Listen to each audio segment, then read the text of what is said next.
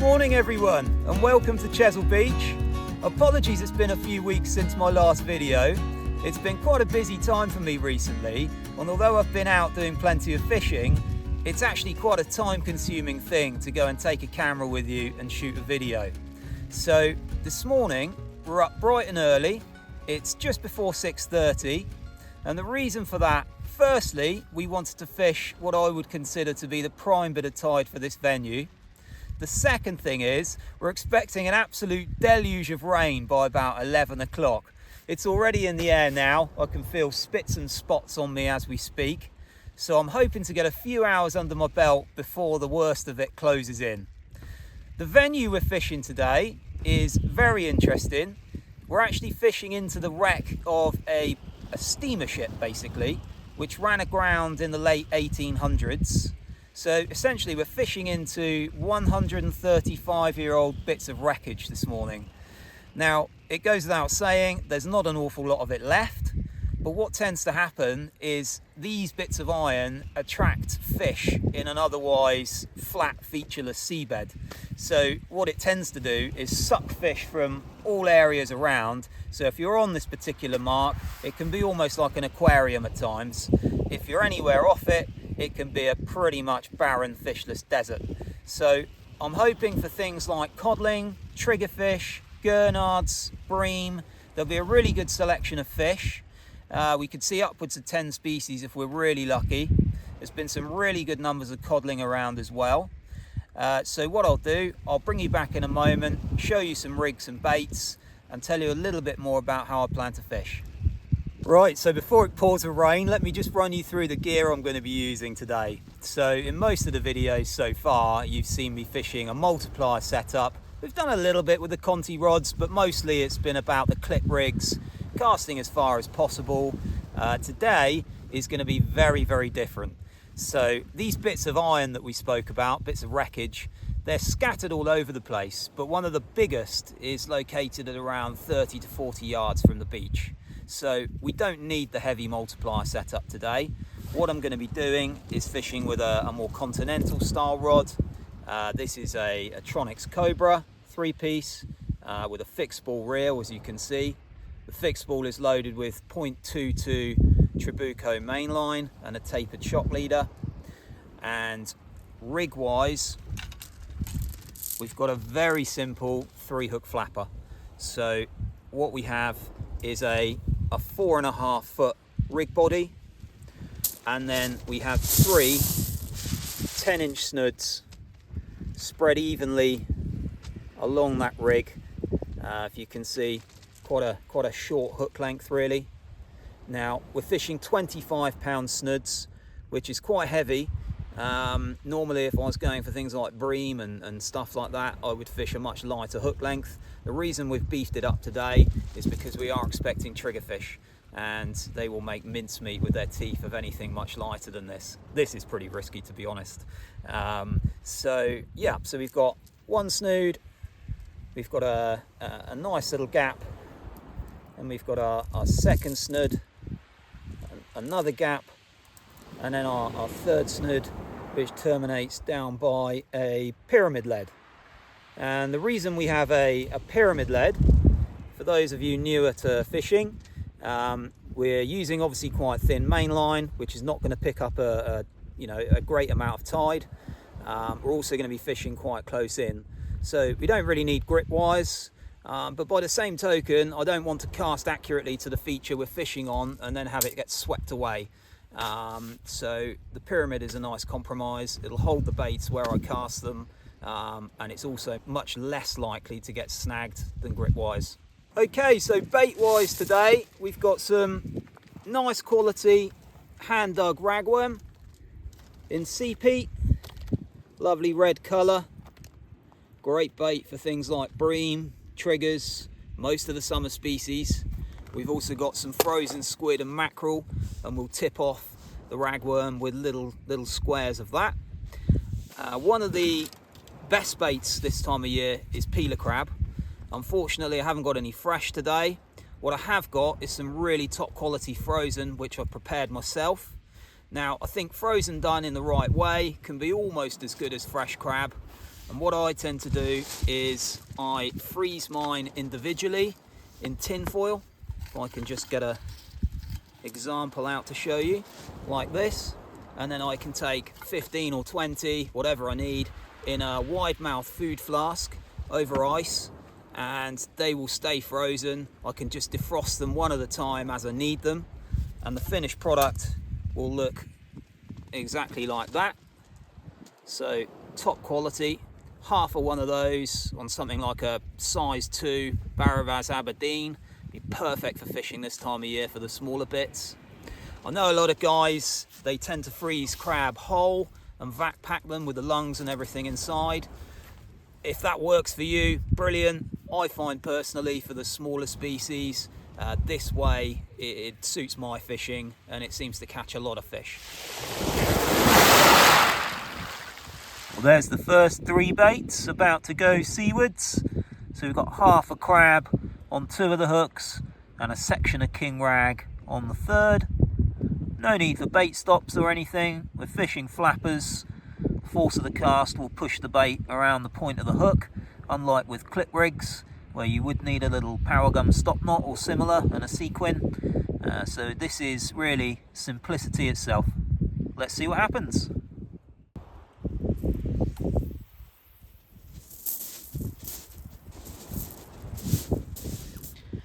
Right, so the first one's out there and fishing. I walked slightly to the right, up tide to cast, let out a little bit of slack just for that pyramid lead to bite in, and that will drift down to my left slightly, which will be perfectly over one of the pieces of wreckage, and we should hopefully see some bites very soon.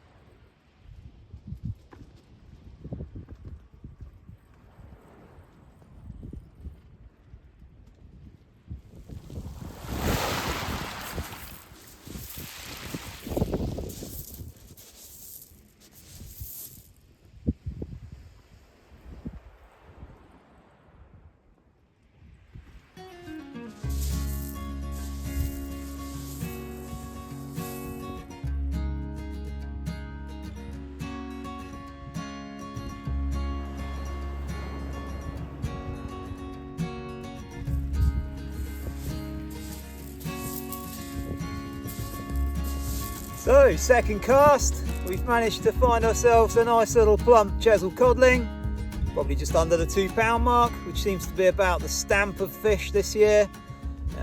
Taken, if you can just about see that, on half a crab. First cast I didn't have anything at all, and I think I either cast a little bit too far and missed the wreckage, or I didn't cast far enough up tide and I got swept down past it. So I made a couple of little adjustments, and we had this one on the top hook, and then on the bottom hook we had the cream of Chesil fish, probably about a 1 ounce pouting, I would say. So there you go. I hope you're not all too jealous of that lovely little fish. But we will now cast some fresh baits out and see if we can get some more. So one thing I didn't mention earlier when I'm preparing my peeler crab for the freezer, I'm very, very fussy about taking off every last fragment of shell and also removing the lungs. Now, if you're going for big smooth hounds like the Bristol Channel, they're not going to stop and check which bits you have or haven't removed from your crabs. They're going to engulf the whole thing and make off with it. When you're on places like Chesil, clear water, you need a little bit more finesse. For me, although it's labour intensive, it's worth every second that you spend. This is the final result. I've just cut a big crab in half.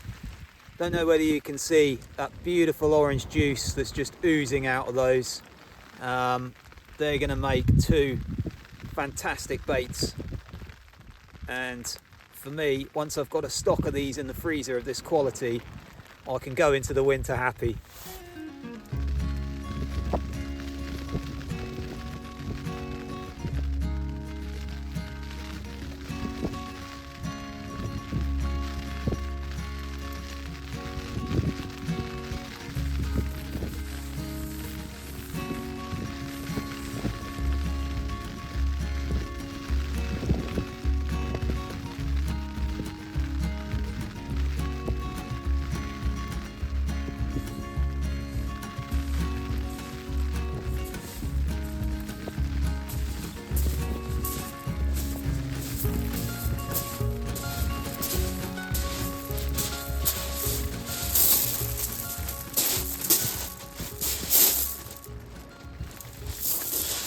Well, the beach of broken dreams is not living up to its name. So we have a treble shot on the bottom.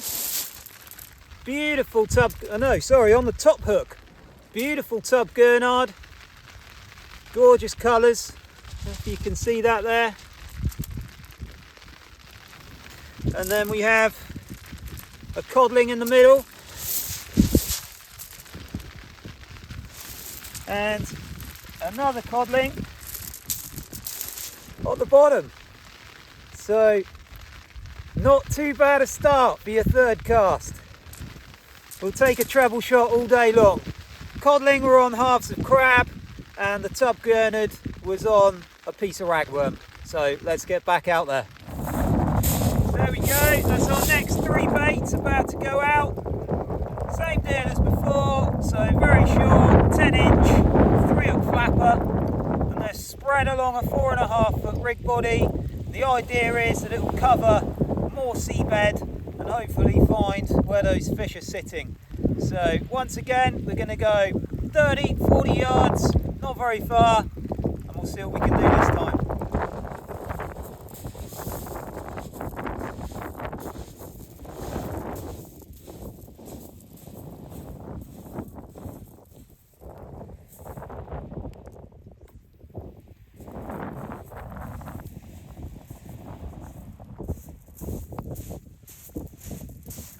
So in clear water situations like Chesil Beach in the summer, I'm a big believer in using the smallest possible components for your rigs. And here's an example. So we have a 50-pound Seadra stainless steel snood swivel. These are excellent, they're literally half the size of the old-fashioned snood swivels that we all used to use. Just as strong. That's trapped between two 2mm plastic beads. And either side of that we have one of the Arno hooks crimps. Now these are the smallest on the market. I think there's something like 4mm in length, might be even less than that. Ever so soft and easy to use, but it just results in a really nice low-key unobtrusive way of attaching your snoods to your rig body really. And I think in clear water it can sometimes make a small difference. Well, it just gone a little bit quiet closer in, so I decided to put my multiplier setup out, a 2-hook loop rig with ragworm as far as I possibly could, and had a really nice pull down. Wondered if it might be a trigger, but it's one of these. So not a massive fish, but a good bit of variety, which is always nice. And hopefully, well, I'll have another cast now with the multiplier setup and see if that was a one-off or whether there is a few fish out there. The last couple of trips here, it's been really quiet at distance. That's why I haven't bothered so far today. But it just shows every day is different. Well, we've got some pretty horrible weather now. We've got a 30-mile-an-hour northeasterly wind. And although it's off my back, it's driving rain into my face whenever I look round. Lashing down now, but the good thing is still catching some fish. So this is codling number 4. Again, not a huge fish. Once again taken half a crab, which seems to be the magic bait today. But I'm just pleased to be getting bites in this weather, to be honest. It'd be nothing worse than sat here blanking when it's like this.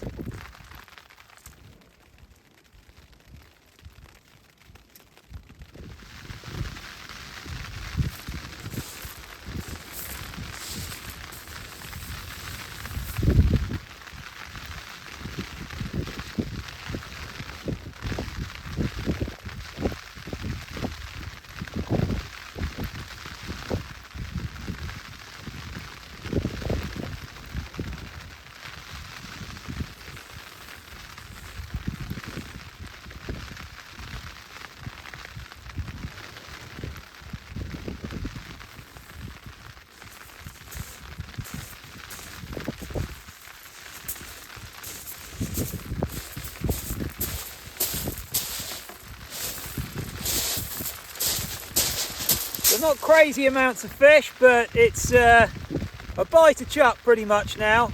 They drifted away for a little while, and whilst I'm not getting the the double shots that I was on my last session here when I ended up with 13 plus some other bits and bobs.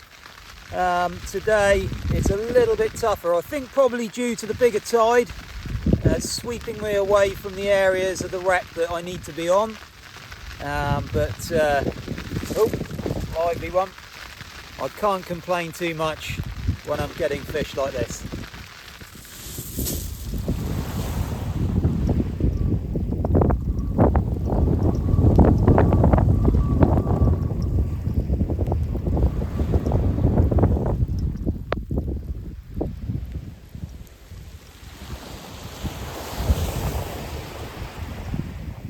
I've just wound in my longer range rod with a multiplier, and it should have been a double shot of bream, let's just say. I've got one on the bottom snood, small black bream, and then I don't know if I can really count this one. For a start, it's foul hook through the stomach, and it appears to be missing its head. So something's obviously decided that that's going to be a morning snack. So there we go. My guess is probably a strap conger or something.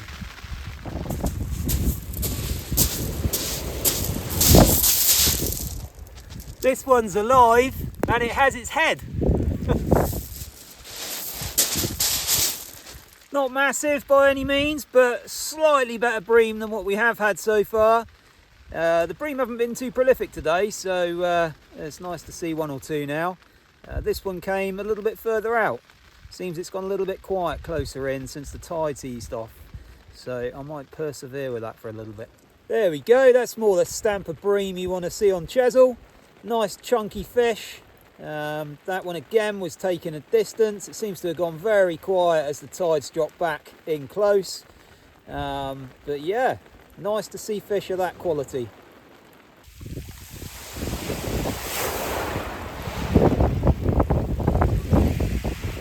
Another little tub gurnard, not very big. There's been stacks of these about this year, especially down the Portland end. They've almost been a nuisance at times when you've been targeting other fish down there, but nice to see one today.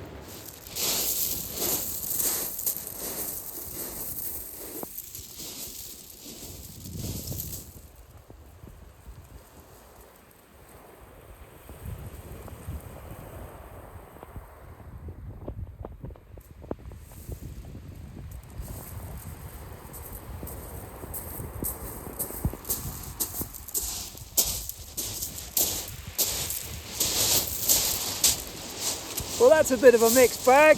The quality of the bream is definitely going up. It's another nice fish. The last one was £1.6. I'd say that's not far short, probably £1.25. Unfortunately, on the top hook, we have one of Chesil's finest. I don't even want to touch it really. A strap eel, but at least we're still getting a few fish.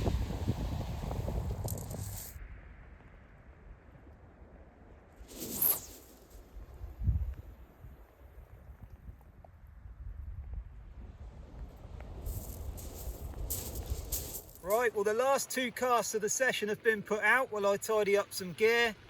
This rain has been absolutely relentless. It's soaked me through to the bone, so I'm going to go off and find myself a nice cappuccino and a hot shower. It's been an okay morning. I think I've had 5 codling, a couple of gurnards, about half a dozen bream. The best 2 bream were both at £1.6, so that's not too bad by Chesil standards.